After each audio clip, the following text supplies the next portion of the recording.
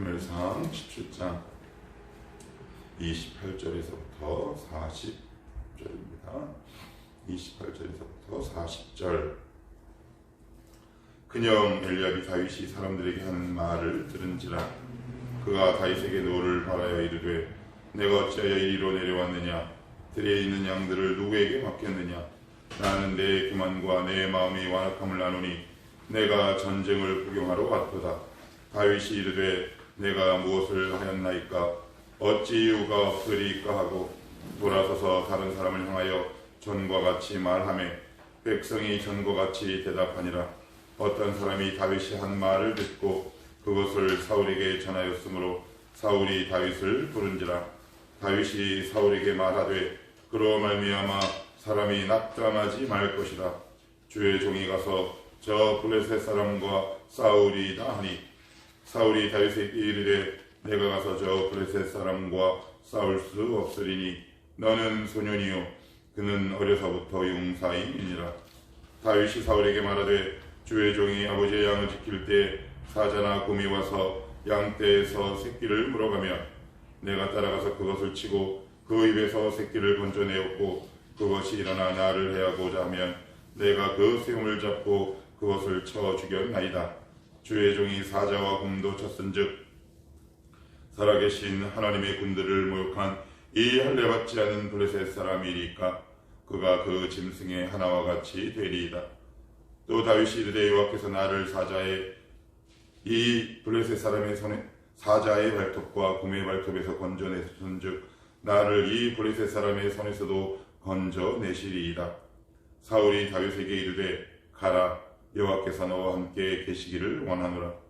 이에 사울이 자기 군복을 다윗에게 입히고 노투구를 그의 머리에 씌우고 또 그에게 갑옷을 입히매 다윗이 칼을 군복 위에 차고는 익숙하지 못하므로 시험적으로 걸어보다가 사울에게 말하되 익숙하지 못하니 이것을 입고 가지 못하겠나이다 하고 곧 벗고 손에 막대기를 가지고 시내에서 매끄러운 돌 5을 골라서 자기 목자의 제구 곧 주머니에 넣고 손에 물매를 가지고 블레셋 사람에게로 나아가니라. 아멘. 계속해서 이제 다윗과 골리앗의 이야기가 등장을 하는데 사무엘상 이제 15장, 16장, 이제 17장 이렇게 쭉 보시면 특별히 17장을 한번 여러분들이 집에서 조금 이렇게 주목해서 읽다 보면 재미있는 장면을 한 가지 발견하게 됩니다. 그건 뭐냐면 다윗이 전혀 의도하지 않았는데 골리앗에게로 점점점 가까이 간다는 사실입니다. 다윗이 뭐 의도한 건 전혀 없어요. 골리앗에게 한 걸음 갑니다. 그럼 제가 여러분에게 여쭙게요. 여러분 앞에 산적해 있는 골리앗과 같은 문제로 여러분이 한 걸음 가게 되면 그것이 좋은 걸까요? 아니면 나쁜 걸까요? 안 좋죠. 왜요? 골리앗은 우리에게 내가 해결할 수 없는 현실적인 문제잖아요. 그런데 오늘 성경은 오히려 좋은 일이라고 표현하고 있어요. 신앙에는 두 가지가 있는 것 같아요. 어떤 문제가 발생하면 원심력과 구심력이 차이인 것 같아요. 하나는 점점 문제 핵심으로 들어오고 어떤 부류와 어떤 사람은 점점 문제 핵심에서 벗어나지. 그리고 나서는 우리 하나님 앞에 이렇게 이야기해요. 하나님 은혜 주세요. 복 주세요. 다윗의 발걸음을 골리앗에게로 점점 인도하시는 건 결국 그것을 통해 하나님이 다윗을 세우시고 다윗을 왕으로 복과 은혜를 주시기 위한 하나님의 사전에 치밀한 계획이요 은혜요 인도요 발걸음인데 우리는 참 복받기 그렇게 원하면서 문제가 생기면 자꾸 문제 핵심 바깥으로 도망을 가요. 자꾸 도망가죠. 그러면서 하나님 앞에 이렇게 하소연합니다. 하나님 왜 저에게 복 안 주세요? 왜 은혜 안 주세요? 이렇게 이야기를 해요. 이렇게 이야기를 하는 사람은 저도 역시 마찬가지인 것 같아요. 우리가 깨어있지 않으면 하나님이 우리의 발걸음을 골리앗에게로 점점 인도하세요. 그죠? 여기 보시면 점점 가까이 가죠? 근데 우리는 제3자 입장에서 이것을 뭐라고 얘기합니까? 복이요 은혜입니다 라고 쉽게 이야기하지만 이것이 나에게 이렇게 현실적으로 다가오면 우리는 믿음을 적용하기가 거의 불가능해요. 참 그 부분이 저를 봐도 안타깝고 교우들을 봐도 안타깝지. 그래서 오늘 이 시간 이후로 우리가 다시 한번 지혜가 있기를 원하고요. 정말 깨어있기를 원해요. 지금 하나님의 발걸음, 하나님이 나의 발걸음을 어떻게 인도하시는가 한번 잘 살펴보시고, 나는 지금 멀쩡히 믿음의 길을 잘 가고 있음에도 불구하고 하나님이 나를 왠지 어려운 길과 골리앗과 같은 내가 해결할 수 없는 문제의 늪으로 나를 뭔가 빠뜨리시는 것 같다 그러면 나를 미워해서도 아니라 나를 싫어해서도 아니라 오히려 그 문제의 핵심으로 나를 떠밀고 인도하시고 붙잡고 끌고 가셔서 오히려 골리앗을 쳐 없애고 거기서 하나님의 능력을 선포하며 복음의 능력을 선포하게 되기를 원하는 하나님의 깊은 긍휼과 애정이 바로 그곳에 있다. 그래서 이렇게 정리하면 좋을 것 같아요. 나는 구심력의 신앙인가 원심력의 신앙인가. 구심력의 신앙은 뭐예요? 점점 핵심 안으로 들어오는 거죠. 원심력의 신앙은 점점 바깥으로 자꾸 가요. 자꾸 갑니다. 이 예로 한번 볼게요. 우리 24절 어제 본문인데 참고상 한번 읽어볼게요. 7장 24절입니다. 시작. 이스라엘 모든 사람이 그 사람을 보고 심히 두려워하여 그 앞에서 가까워집니까? 멀어집니까? 멀어지죠. 그죠? 이스라엘이 골리앗으로부터 멀어집니다. 그러니까 점점 멀어져요. 이거는 원심력의 신앙이에요. 문제가 생기면 바깥으로 자꾸 이렇게 도는 사람이 있어요. 우리 문제의 핵심 안으로 들어갑시다. 거기에 해결이 있고 하나님의 능력이 있고 하나님의 살아계심이 있잖아요. 하나님 저에게 문제가 없게 해주시옵소서가 아니라 하나님 어떤 문제가 다가오더라도 제가 그것을 눈으로 확인하고 보고 깨어있고 이길 수 있는 담대한 믿음을 나에게 허락하여 주옵소서. 다윗은 가까이 가게 되고요. 이스라엘은 도망가고요. 그러면 사울은요? 방관하죠. 방관해요. 자, 여기를 한번 볼게요. 자, 이 뒷부분을 봅시다. 자, 38절 같이 한번 봅니다. 시작. 이에 사울이 자기 군복을 다윗에게 입히고 노트를 그의 머리에 씌우고 또 그에게 갑옷을 입히매 이 옷, 노, 그 다음에 칼, 갑옷 이거 누가 입어야 되는 거예요? 사울이에요. 이 말인즉슨 사울이 나가서 싸워야 되죠. 다윗에게 입혔다는 것은 뭐 한다는 얘기예요? 방관하는 거죠. 이스라엘의 왕이 방관하면 되겠습니까? 그러니까 문제를 대하는 세 가지 자세와 태도가 있는 것 같아요. 끊임없이 도망하는 사람이 있고요. 방관하는 사람이 있어요. 이걸 우리에게 적용하면 뭘까요? 어떻게 되겠지? 아니요. 어떻게 되지 않습니다. 그 문제는 여전히 그대로 있죠. 오히려 하나님께 더 적극적으로 나아가 기도해서 골리앗 그 문제 핵심 안으로 들어가는 이 세 부류가 있어요. 나는 과연 어떤 사람인가? 자꾸 바깥으로 도망가며 도망하는 사람인가? 아니면 방관하는 사람인가? 아니면 골리앗이라는 문제 핵심 안으로 들어오는 사람인가? 한번 우리의 영혼과 자신을 점검할 수 있기를 원하고요. 우리 청원함교회 식구들은 문제 핵심 안으로 들어가는 깨어있는 성도가 되기를 주님의 이름으로 축복합니다. 하나님 방관하지 않게 하옵소서. 도망하지도 않게 하옵소서. 오히려 문제 핵심 안으로 들어가 오히려 하나님 이 골리앗이 나에게 주신 은혜의 선물인 동시에 하나님의 은혜와 능력을 발휘할 수 있는 절호의 기회다. 이렇게 선포할 수 있게 되기를 원해요. 저도 참 많이 도망갔던 것 같아요. 신혼초에 특별히 제 아내가 저에게 이렇게 이야기했어요. 여보 이제 그만 돌아가자. 돌아가지 않았으면 좋겠어. 이게 뭘까요? 도망가는 거. 문제만 생기면 저는 그냥 일단 하고 도망갔어요.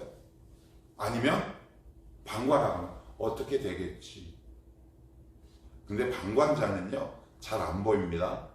왜요? 교회 출석합니다. 나름 신용과 흉내도 돼요. 그런데 방관해요. 왜요? 엄두가 나지 않잖아요. 엄두가 납니까? 골리앗이. 많아야 15세 정도의 다윗에게 골리앗 같은 문제가 발생하면 이게 엄두가 나겠습니까? 그러면 다윗은 왜 이렇게 됐을까? 에이, 성경 속의 인물이라. 그렇게 생각하면 우리는 성경을 아마 읽지 않아야 할지 모르겠어요. 한번 계속해서 살펴보는데, 자, 우리 조금 더 안으로 들어가 봅시다. 33절 같이 한번 읽어봅니다. 시작. 사울이 다윗에게 이르되 내가 가서 저 블레셋 사람과 싸울 수 없으리니 너는 소년이요 그는 어려서부터 용사입니다. 방관하는 자의 특징이 있어요. 말이 부정적이죠. 그 말이 그 사람의 신앙의 실력을 나타내는 거예요. 싸울 수 없다라고 얘기해요. 이스라엘 왕은 싸울 수 없다. 목동인 다윗은 34절 시작. 다윗이 사울에게 말하되 주의 종이 아버지의 양을 지킬 때 사자나 곰이 와서 양떼에서 새끼를 물어가면, 그러면서 이렇게 이야기합니다. 37절 시작. 또 다윗이 이르되 여호와께서 나를 사자의 발톱과 곰의 발톱에서 건져내셨은즉 나를 이 블레셋 사람의 손에서도 건져내시리다. 오히려 이 말을 누가 해야 합니까? 사울이 해야 맞죠? 사울이 해야 맞습니다. 나이는 누가 많은가요? 사울이요. 신앙의 경험은요? 사울이 많습니다. 타고난 여러 가지 조건과 여건이 사울이 훨씬 더 뛰어나요. 모태신앙이면 뭐합니까? 신앙의 경륜이 길면 뭐하겠습니까? 예배당에 나온 지 오래되면 무슨 의미가 있겠습니까? 여전히 삶과 문제 앞에서 방관자적인 삶을 살고 있다면 내가 바로 사울 아니겠습니까?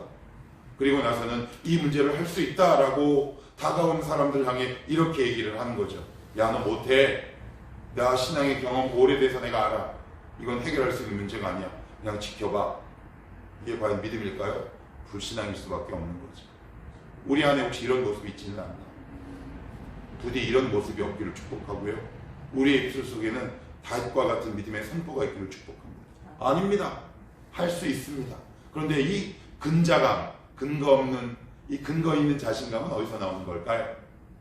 이제 그 답이 성경에 이렇게 적고 있는 것 같아요. 34, 36,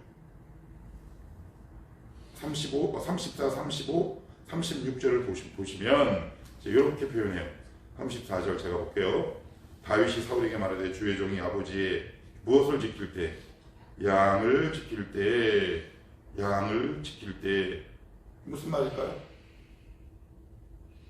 평상적인 삶, 일상적인 삶 속에서 라는 뜻입니다. 다윗의 직업은 뭐예요? 목동이잖아요. 일상적인 삶 속에서. 정리할게요. 무슨 의미일까요? 우리가 왜 골리앗이 나면 도망가나요? 원인이 있어요. 이유가 있어요. 일상에서 흔히 우리가 얘기하는 소소한 믿음의 승리가 우리 가운데 경험이 되지 않거나 누적되어 있지 않아요. 그러면 신앙은 갑자기 자라는 신앙은 없잖아요. 세상 모든 이치가 그렇잖아요. 갑자기 믿음이 확 자라나요? 그렇지 않아요. 하나님은 만홀이 여김을 받지 아니하시더니 사람이 무엇으로 심든지 그대로 거두리라. 갈라디아서에 나오잖아요. 다윗은 자기에게 주신 일상과 이 평상적인 일 가운데에서 소소한 승리를 계속 맛보는 거예요. 그것이 누적되고 누적돼요. 그래서 믿음의 실력이 없는 사람들이 뭐예요? 작은 승리의 경험들이 참 없어요. 그리고 되게 우습게 생각해요. 그런데 다윗은 어느 정도로 치열하게 싸웠냐? 곰과 사자가 나옵니다. 이게 얼마나 어려운 싸움이겠습니까? 사명감 없이는 이게 가능한 일이겠습니까? 어림도 없죠. 어림도 없습니다. 그러니 골리앗 같은 문제를 딱 대했을 때 평소 자기가 반응하던 태도와 자세가 골리앗을 향한 문제에 대해서도 그대로 나타나는 거예요. 그러니까 여러분이 일상에 대해 일상을 살아가면서 내가 하나님을 어떤 마음으로 대하고 있는지 자세와 태도가 딱 정립되어 있지 않거나 아니면 소소한 일상 속에서 믿음 승리의 경험이 나에게 결여되어 있을 때 골리앗의 문제가 이렇게 등장하면 이게 정신 못 차려요. 그러면 어떻게 이야기할까요? 하나님께 이렇게 따지죠. 하나님 저한테 왜 그러셨어요? 뭘 왜 그래요? 왜 그래요? 그래서 우리 기억하셔야 돼요. 나는 지금 하나님이 나에게 주신 소소한 일상 속에서 주님을 만나고 승리한 경험의 축적지들이 내 안에 있는가? 하나님은 그렇게 만만하신 분은 아니잖아요. 그런데 우리의 믿음이 갑자기 확 좋아져. 41금씩 하면 확 좋아지고 그래요. 그래서 요 매일 하나님을 만나고 경험하는 이 아침 자리가 여러분 되게 이게 쉽습니까? 쉽지 않아, 그지? 죽을 맛인 거지. 지금 막 내가 말씀을 듣는지 천사의 말을 듣는지 몰라. 힘든 거 알지. 주에는 뭐 쉬울까? 뭐 저는 쉬운가요? 목사라 쉬워요? 이게 조금 얘기가 진부하긴 하지만 이제 그런 생각은 감이 같진 않는데 예전에만 하더라도 이제 뭐 부목사 때나 뭐 그럴 때는 이놈의 새벽기도 좀 없으면 내가 목회를 100년을 하겠다 뭐 이런 생각을 잠시 품어본 적이 있어요. 그런데 지금은 제가 뭐 감히 그런 생각하지 않죠. 소소한 일상에서 승리하는 경험은 매일매일 하나님 앞에 꾸준히 무릎 꿇는 이 아침 기도의 시간이 나에게 확보되지 않으면 나에게 소소한 승리 경험은 일어나지 않는다. 그죠? 이것들이 쌓이면 이제 결정적인 골리앗 같은 문제가 딱 닥치면 이거 하나님 나 미워하시는 게 아니구나. 하나님 힘 주십시오. 원트 스트레이트 잽 이런 싸움일 수 있는 거 아닙니까? 이 경험이 없으면 어떻게 된다고요? 제가 신앙이 세 종류가 있다고 그랬죠. 핵심으로 들어가는 신앙, 방관하는 신앙, 마지막으로 도망가는 신앙. 24절 살펴봤잖아요. 우리 날마다 하나님이 각자에게 주신 일상과 기업에서 소소한 승리의 경험이 우리 가운데 누적되고 축적될 수 있기를 축복합니다. 이것이 있을 때 골리앗도 이길 수 있는 거 아니겠습니까? 그죠? 자 38절도 한번 볼게요. 38절. 자, 이에 사울이 자기 군복을 다윗에게 입히고 노트를 그의 머리에 씌우고 또 그에게 갑옷을 입히매 다윗이 칼을 군복이에 차고는 익숙하지 못하므로 시험적으로 걸어보다가 사울에게 말하되 익숙하지 못하니 이것을 입고 가지 못하게 했나이다 하고 곧 벗고 사울이 다윗에게 자기가 무장했던 모든 옷과 갑옷, 노투구, 방패 이 칼들을 다윗에게 준 이유가 뭘까요? 왜 줬을 것 같아요? 왜? 이게 짱돌 몇 개 가지고 싸움되니까 이게 말이 안 되잖아요. 근데 성경은 이것을 왜 적고 있냔 말이에요. 생략해도 되는 말이에요. 그 말을 듣고 다윗이 나가서 골리앗을 보고 머리를 쪼개서 죽이니라 이렇게 적을 수 있음에도 성경은 굳이 기록하지 않아도 될 이야기를 되게 세세하게 적고 있어요. 이게 뭘 의미해요? 사울의 문제점을 이야기하고 있는 거예요. 사울이 다윗에게 이것을 주는 거는 너 이것을 갖고 싸워야 이길 수 있다라는 자기 확신의 또 다른 결과물이겠죠. 근데 지금 이스라엘에게 있어서 갑옷이 없는 것이 패배의 원인입니까? 투구가 없는 것입니까? 칼이 없는 겁니까? 믿음이 없는 거죠. 하나님이 없는 거잖아요. 우리 한번 잘 자기 자신을 한번 돌아보자. 우리가 언제 패배하는가? 물론 표면적으로 현실적으로는 체감되는 건 전쟁터에서 가장 필요한 건 뭐예요? 투구, 갑옷, 방패, 검이죠. 그런데 이 전쟁은 무슨 전쟁이에요? 영적인 전쟁. 그럼 우리가 살아가는 이 땅에서의 전쟁은 무슨 전쟁이에요? 우리 성도는 영적인 전쟁이잖아요. 우리의 별명이 뭐라고요? 제가 지지난주에 말씀드렸어. 죽었다가 다시 살아난 자. 그죠? 그러니 우리가 성도잖아요. 성도를 가장 싫어하는 놈은 누구예요? 사단 마귀잖아요. 사단 마귀가 우리에게 걸어오는 싸움은 무슨 싸움입니까? 영적인 싸움이죠. 믿음의 싸움이라는 말이에요. 그러니까 이게 없어서 죽는다라고 사단은 끊임없이 우리를 미혹하고 현혹시키죠. 그래서 어떤 사람은 끊임없이 돈에 끌려 사는 거 아닙니까? 어떤 사람은 끊임없이 명예를 쫓는 거 아닙니까? 그런 의미에서 본다면 우리는 세상적으로 약간은 미련한 사람인지 모르겠어요. 아무튼 사울은 다윗에게 자기가 차던 군복, 갑옷, 투구 모든 걸 다 줍니다. 그럼 여러분 같으면 어떻게 하겠어요? 아싸! 하나님 감사합니다 하고 가죠? 만약에 이 옷을 입고 전쟁에 나가면 어떻게 됩니까? 죽죠. 왜요? 써있잖아. 익숙하지 않다라는 동사가 2번 나옵니다. 자기 몸에 익숙하지 않으므로 한번 볼까요? 자, 39절 시작. 다윗이 칼을 군복에 차건 뭐라고요? 익숙하지 않고. 저거를 저 끝에 보시면 사울에게 말하되 뭐라고요? 익숙하지 못하니, 마음대로 사용하지 못하니 라는 말이에요. 그렇죠? 그러니까 우리는 자꾸 이것을 달라고 그래요. 그런데 다윗은 뭐 갖고 이겼나요? 자, 40절 이 말씀만 보고 마칩시다. 같이 한번 읽어봐요. 시작. 손에 막대기를 가지고 시내에서 매끄러운 돌 5살 골라서 자기 목자에 재고 곧 주머니에 넣고 손에 물매를 가지고 블레셋 사람에게로 나아가니라. 그러니까 익숙한 게 뭐가 익숙한 거예요? 지금 다윗에게 돌이요. 돌이 익숙한 거잖아요. 그죠? 자, 여러분 마태복음 4장에 보시면 사단이 예수님을 향해 시험하죠. 세 가지 시험하잖아요. 예수님 무엇을 갖고 물리치시나요? 예, 길게 말씀드리지 않을게요. 말씀이 여러분에게 익숙합니까? 우리가 왜 자꾸 삶에서 집니까? 말씀에 익숙하지 않아요. 그죠?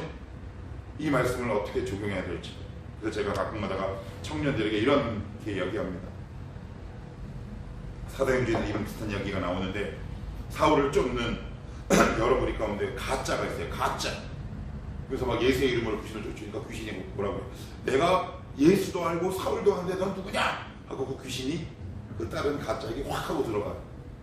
이것을 우리에게 비유해보자고. 왜 우리는 말씀을 하는데 왜 자꾸 마귀가 우리에게 메롱이로 안 물러갈까요?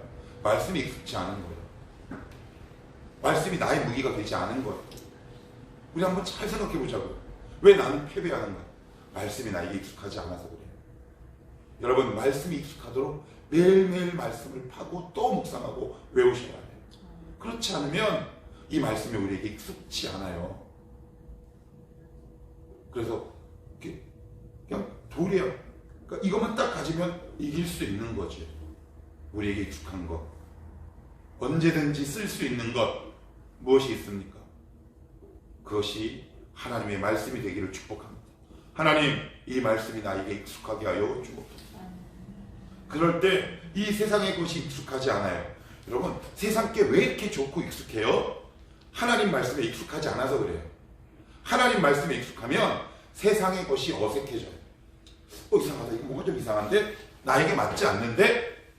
그런데 우리는 세상에 왜 이렇게 그것이 나에게 착착, 입에 착착 붙어요? 착착, 맛있지. 짜릿짜릿하지요. 쾌감을 일으킵니다.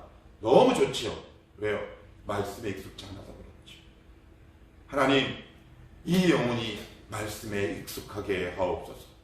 이 말씀을 하나님, 내가 나의 무기로 진짜 익숙하게 사용할 수 있는 성도의 삶을 살아가게 하옵소서. 이것이 우리의 진짜 무기 아니겠습니까? 여러분은 지금 뭐에 익숙합니까? 재리, 즉 물질에 익숙합니까? 잘나셨습니다. 얼마 안 가서 큰일 날 것 같습니다. 명예에 익숙하십니까? 큰일 났죠. 우리 말씀에 익숙한 말 그대로 성도의 삶을 살아내시기를 주님의 이름으로 축복합니다.